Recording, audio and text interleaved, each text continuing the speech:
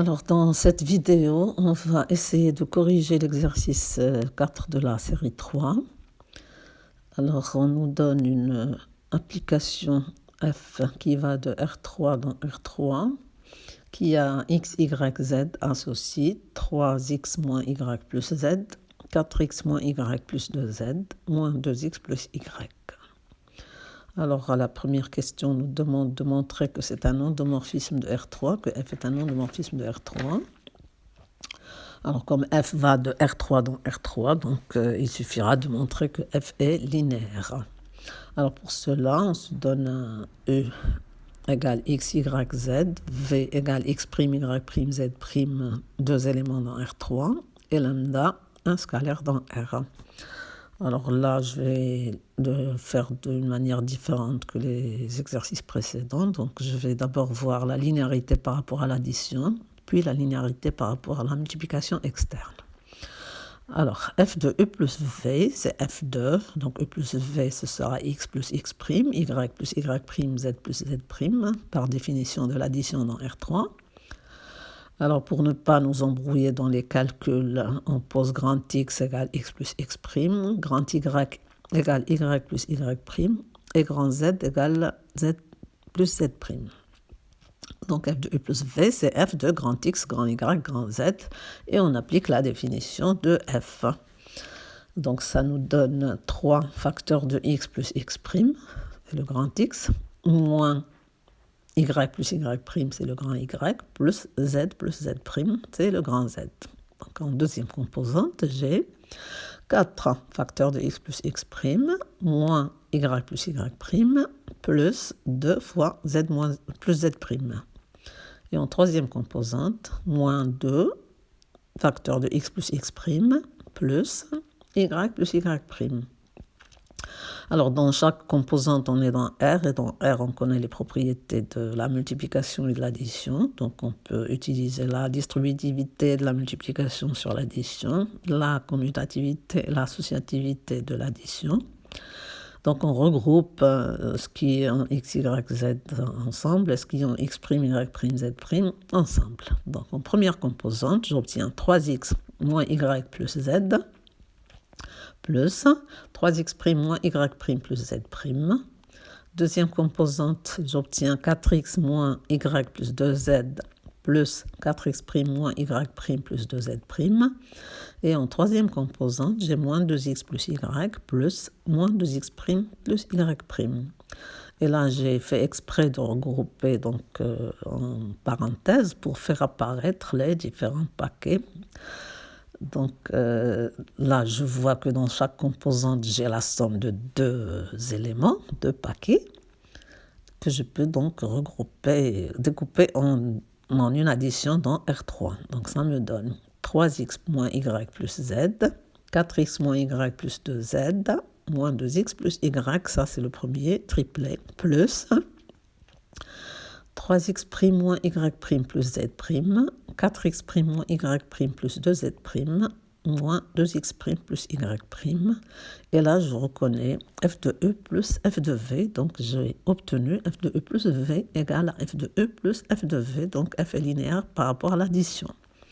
On fait la même chose pour la multiplication externe. Donc, f de lambda E. Lambda E, c'est lambda x, lambda y, lambda z. Donc, c'est f de lambda x, lambda y, lambda z. Et je pose encore grand X pour lambda x, grand Y pour lambda y et grand Z pour lambda z. Pour faire apparaître donc f de grand X, grand Y, grand Z. Et j'applique la définition de f. Donc, j'obtiens 3 lambda x moins lambda y plus lambda z. 4 lambda x moins lambda y plus 2 lambda z, moins 2 lambda x plus lambda y. Et bien sûr, dans chaque composante, je suis dans R, je vois un facteur lambda dans chaque composante, donc je le fais apparaître. Donc en première composante, j'ai lambda facteur de 3x moins y plus z.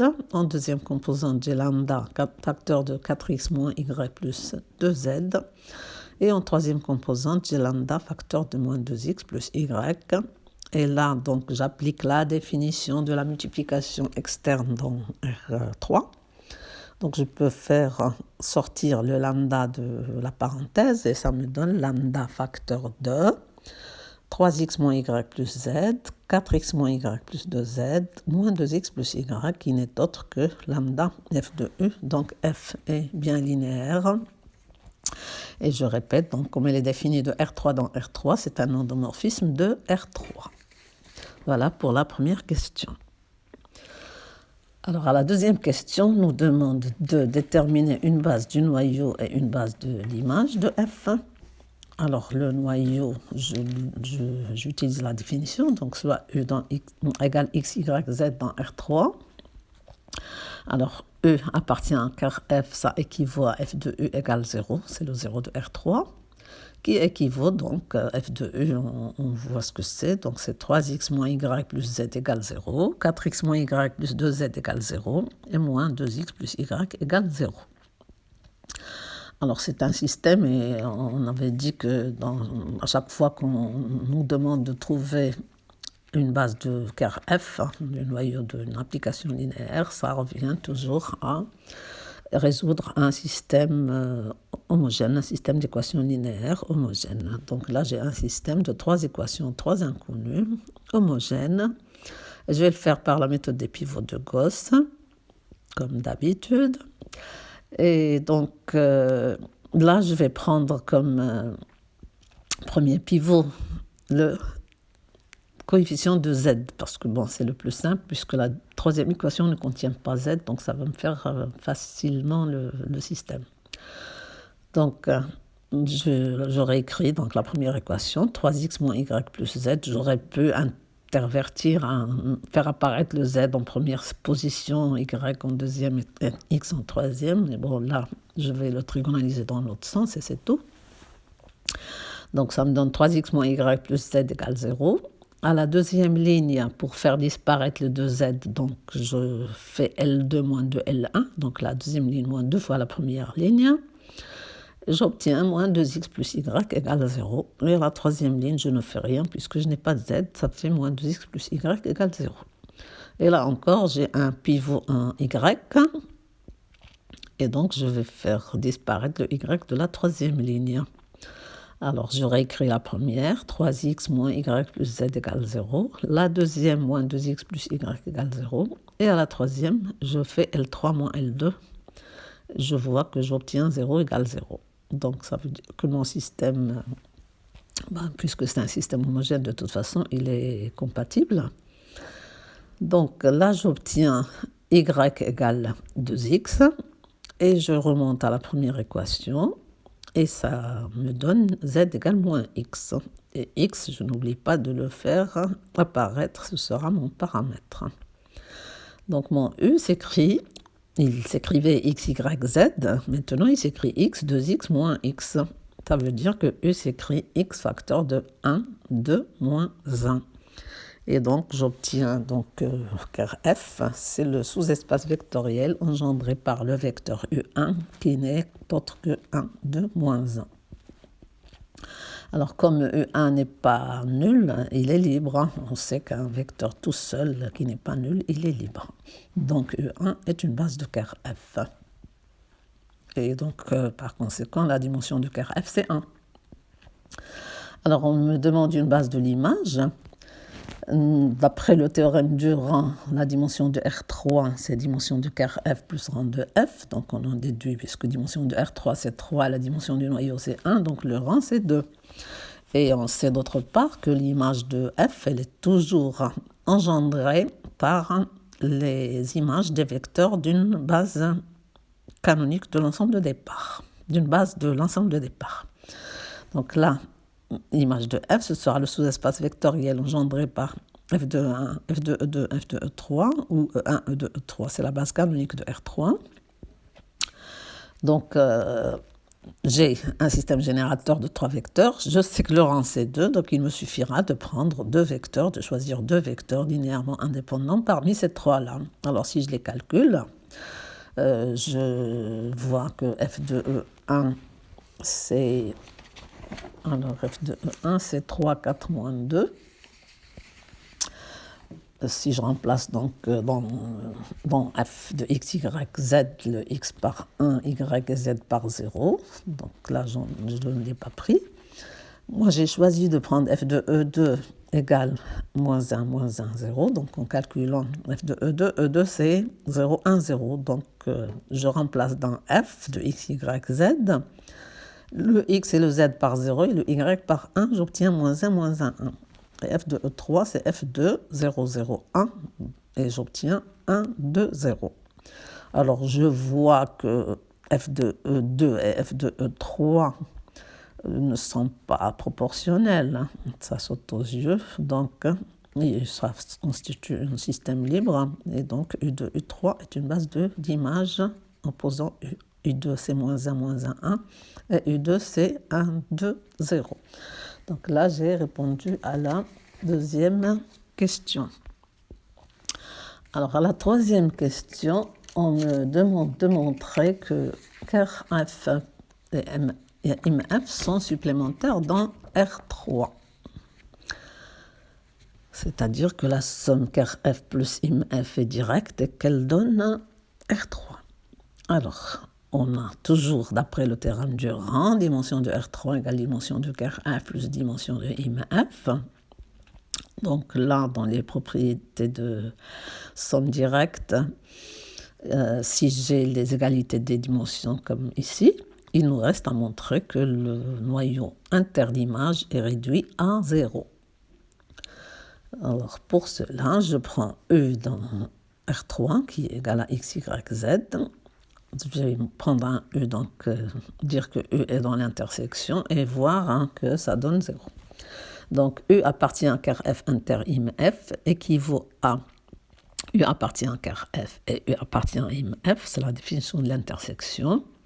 Alors, il appartient à ker F, ça veut dire qu'il s'écrit en fonction de la base qu'on a trouvée de ker F. Donc, il existe lambda dans R tel que U égale lambda U1.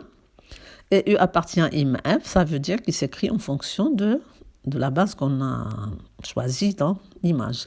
C'est-à-dire qu'il existe un alpha bêta dans R tel que U égale alpha U2 plus bêta U3. Donc je rappelle que U1 c'est 1, 2, moins 1, U2 c'est moins 1, moins 1, 1, et U3 c'est 1, 2, 0. Alors, de cette égalité, donc U égale lambda U1 et U égale alpha U2 plus bêta U3, on déduit le système, donc je fais U égale U. Ça va donner, je remplace donc U1, U2, U3 par leur valeur. Ça me donne en première composante lambda dans lambda U1 et moins alpha plus bêta dans le alpha U2 plus bêta U3. Deuxième composante, j'ai 2 lambda égale moins alpha plus 2 bêta. Et en troisième composante, j'ai moins lambda égale alpha, que je résous facilement. Donc lambda, je garde, c'est moins alpha plus bêta. Je fais L2 moins 2 L1 pour faire disparaître le 2 lambda, ça me donne 0 égale alpha. Et je fais L3 plus L1 pour faire disparaître le moins lambda, ça me donne 0 égale bêta. Donc j'obtiens alpha égale 0, bêta égale 0, je remplace dans lambda, j'obtiens 0. Donc mon E, qui était lambda U1, et qui était alpha U2 plus bêta U3, c'est 0. Donc, ker F inter IMF, c'est 0 de R3. Et par conséquent, la somme ker F IMF est directe et ker F IMF sont supplémentaires dans R3. Donc, IMF plus ker F dans petit rond égale R3. À la quatrième question. On nous donne grand F, l'ensemble des U dans R3, tel que F de U égale E. Donc là, c'est la définition de cet ensemble F. On nous demande de montrer que F est un sous-espace vectoriel de R3. Alors, je peux le faire par la propriété caractéristique d'un sous-espace vectoriel, c'est-à-dire on montre que ce n'est pas vide, que c'est stable pour l'addition et la multiplication externe. Bon, je vais le faire oralement, je ne l'ai pas écrit. Donc, pour montrer que ce n'est pas vide, il suffit de montrer que 0 de R3 appartient à F. Alors, je vérifie. F de 0 de R3, F étant linéaire, c'est 0 de R3. Donc, F de 0 égale 0, ça fait que ça obéit à la règle F de E égale E. Donc, il appartient à F. Le 0 de R3 appartient à grand F. Si je prends E1 et E2 dans grand F, ou bien un U et un V dans grand F, je prends un U et un V dans grand F, je dois montrer que E plus V appartient à F. Donc, je vais prendre F de, parenthèse, E plus V. Par linéarité de F, c'est F de E plus F de V. Mais comme E, il est dans grand F, son F de E, c'est E. Et V étant dans grand F, F de V, c'est V. Donc, j'obtiens E plus V. Donc, j'ai obtenu F de, parenthèse, E plus V, c'est égal à E plus V. Donc, je peux dire que E plus V appartient à grand F. Je fais la même chose pour lambda E. Je prends un E donc dans grand F et un lambda dans R. Alors, petit f de lambda E, c'est par linéarité lambda fois f de E. Mais f de E, c'est E. Donc, c'est lambda fois E. Et donc, j'ai obtenu f de lambda E égale lambda E. Ça veut dire que lambda E appartient à grand F. Ça, c'est la façon qu'on avait faite au tout début des sous-espaces vectoriels. Alors, il y a une autre façon de voir qu'un ensemble est un sous-espace vectoriel, c'est de le voir en tant que noyau d'une application linéaire, puisqu'on sait que le noyau d'une application linéaire est un sous-espace vectoriel de l'espace. Donc, comment on va voir ce grand F? Alors, je rappelle ce qu'est l'identité de E quand E est un espace vectoriel. C'est l'application linéaire qui va de E dans E, qui a tout U associé U lui-même, identique. Donc, on sait que c'est un endomorphisme de E. Donc ici, quand je prends un U dans grand F, j'écris F de U égale E. Ça équivaut à F de U égale identité de R3 de E. Je ramène tout au premier membre, ça veut dire que F moins identité de R3 de U égale 0, le 0 de R3. Alors j'ai U qui est dans F, qui équivaut à donc F moins identité de U égale 0. Ça veut dire que mon U, il appartient au noyau de l'application linéaire F moins identité de R3. Donc grand F n'est autre que le noyau de F moins identité de R3, et par conséquent, c'est un sous-espace vectoriel de R3. Voilà.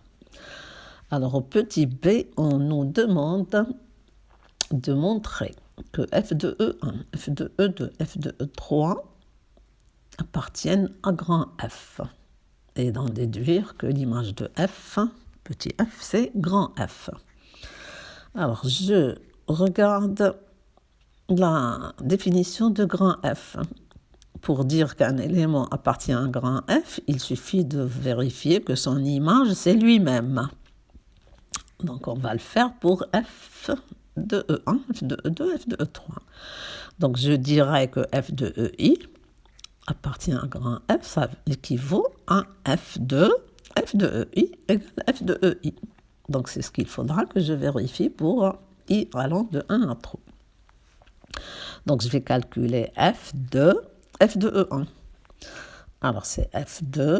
Donc, F de E1, on l'avait calculé tout à l'heure sans l'écrire. C'est 3, 4, moins 2. Et donc, j'applique petit f au triplet 3, 4, moins 2. Ça me donne, tout calcul fait, 3, 4, moins 2. En appliquant donc la définition de f qui est donc 3x moins y plus z, 4x moins y plus 2z et moins 2x plus y. Donc je remplace mon x par 3, mon y par 4 et mon z par moins 2. Et quand je calcule, j'obtiens 3, 4, moins 2. Attention aux erreurs de calcul. Et donc là, je reconnais f de E1. Donc j'ai obtenu f de E1 qui est égal à f de E1. Ça veut dire que ce f de E1 appartient bien à grand F.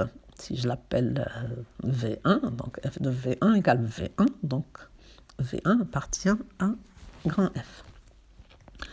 Je fais la même chose pour f de E2. Donc c'est f2 moins 1 moins 1, 1. Parce que f de E2, on l'avait calculé tout à l'heure en remplaçant E2 par 0, 1, 0. Et on obtient moins 1, moins 1, 1. Et après, donc, je remplace toujours dans la définition de f x, y, z par moins 1, moins 1, 1. Ça donne moins 1, moins 1, 1, tout calcul fait. Et ça donne f de E2. Donc f2, si je l'appelle V2, c'était le E2 tout à l'heure, hein, c'est égal à U2. f de E3, j'applique toujours la définition de f à E3 qui est 0, 0, 1. J'obtiens 1, 2, 0 et je réapplique 1, 2, 0. Ça donne 1, 2, 0. Et donc c'est f de E3. Bien, donc j'ai obtenu donc que nos f de E1, f de E2, f de E3 sont bien des éléments de grand F. D'accord? Donc, qu'est-ce que j'en déduis? Sachant que l'image de f, c'est le sous-espace vectoriel engendré par f de E1, f de E2, f de E3, on vient de montrer donc que f de E1, f de E2, f de E3 appartiennent à f. Donc l'image est contenue dans grand F. Puisque l'image est engendrée par f de 1, f de 2, f de 3, et f de 1, f de 2, f de 3 appartiennent à f. Et f est un sous-espace vectoriel. Et l'image est un sous-espace vectoriel. Donc j'obtiens que l'image de f est contenue dans grand F. Il nous reste donc l'autre inclusion. Donc pour achever de prouver que l'image c'est grand F, il suffit de montrer que la dimension de grand F, c'est 2. Parce qu'on sait que l'image de f est de dimension 2, puisqu'on avait vu que son rang c'est 2. Le rang de f c'est 2. Donc ça, il suffira donc de montrer que la dimension de grand F c'est 2. Donc j'aurai un sous-espace, l'image de f inclus dans grand F et tous les deux de même dimension 2. Ça veut dire qu'ils vont être égaux. Donc ça, c'est une façon de faire. J'écris U égale X, Y, Z, j'écris F de E égale E, je remplace, ça donnera donc 3X moins Y plus Z égale X, 4X moins Y plus 2Z égale Y, et moins 2X plus Y égale Z. Je résous mon système de 3 équations, 3 inconnues homogènes, puisque je vais tout ramener du même côté, donc j'écris F de E moins U égale 0. Et j'obtiendrai donc une famille génératrice de grand F dont je prouverai qu'elle est libre, et ça donnera donc la dimension égale à 2. Alors, ça c'est une façon de voir. Donc je ne vais pas le faire ici. Une autre façon, donc j'ai dit, ou tout simplement, puisqu'on sait que R3 c'est qu'RF plus somme directe IMF, si j'arrive à montrer que le noyau de F intercepté avec grand F, c'est 0, je peux dire que grand F et que F n'ont rien de commun que le 0. Ça entraînera donc que grand F, qui contient l'image, ne peut pas contenir le noyau. Et comme il est dans R3, il sera de dimension 2, puisqu'il ne peut pas être de dimension 3, il ne peut pas être de dimension 1. Il contient l'image qui est de dimension 2, ne contiendra pas le noyau qui est de dimension 1, il est dans R3, donc il sera obligatoirement de dimension 2. Alors pour cela, il suffit de calculer, donc ça c'est la méthode la plus facile, f de U1, le U1 qui est une base de ker F. Parce que si je calcule f de U1, si je trouve égal à U1, ça voudra dire que U1 appartient à ker F. Si ce n'est pas U1, c'est qu'il n'appartient pas à ker F, à grand F. Alors, je calcule f de U1, c'est f de 1, 2, moins 1, puisque U1 c'est 1, 2, moins 1, vous l'avez calculé tout à l'heure. Et si je remplace dans la définition de f x par 1, y par 2 et z par moins 1, j'obtiens f de U1 égale 0, 4, 0, qui n'est pas du tout U1. Donc notre U1 qui constitue une base de ker f n'appartient pas à f, et ça veut dire, puisque c'est un seul vecteur, ker f inter grand F c'est 0 de R3, et par conséquent grand F c'est l'image de F.